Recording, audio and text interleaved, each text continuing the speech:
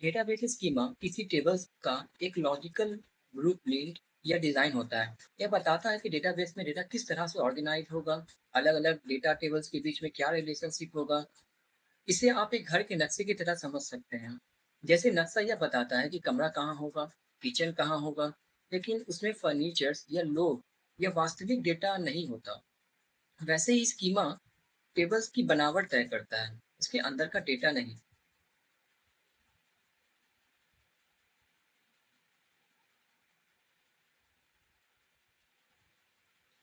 Database schema की मुख्य विशेषताएं।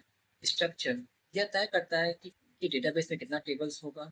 एट्रीब्यूट बताता है कि टेबल्स में कौन कौन से कॉलम होंगे। डेटा टाइप बताता है कि इस कॉलम में किस तरह का डेटा आएगा।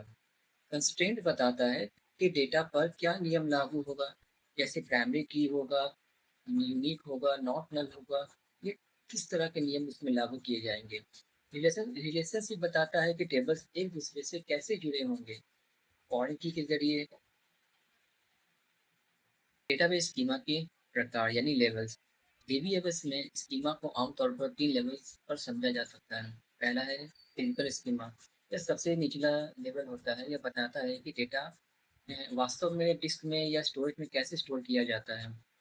लॉजिकल स्कीमा यह बताता है कि डेटाबेस में क्या डेटा स्टोर होगा और उनके बीच में क्या संबंध होगा।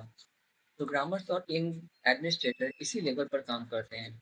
व्यू स्कीमा को हम लोग एक्सटर्नल स्कीमा भी बोलते हैं। यह सबसे ऊपरी स्तर का है।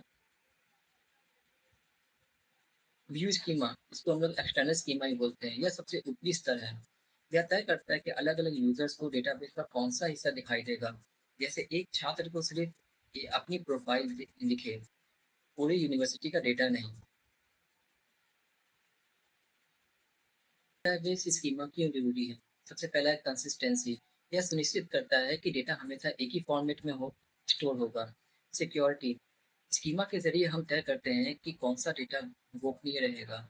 स्केलेबिलिटी, एक अच्छी तरह से डिजाइन किया गया स्कीमा भविष्य में डेटा बढ़ने पर सिस्टम को धीमा होने से रोकता है। रिडंडेंसी कंट्रोल, यह डेटा के दोहराव को कम करने में मदद करता है, यानी डुप्लीकेट डेटा इंटर करने से रोकता है।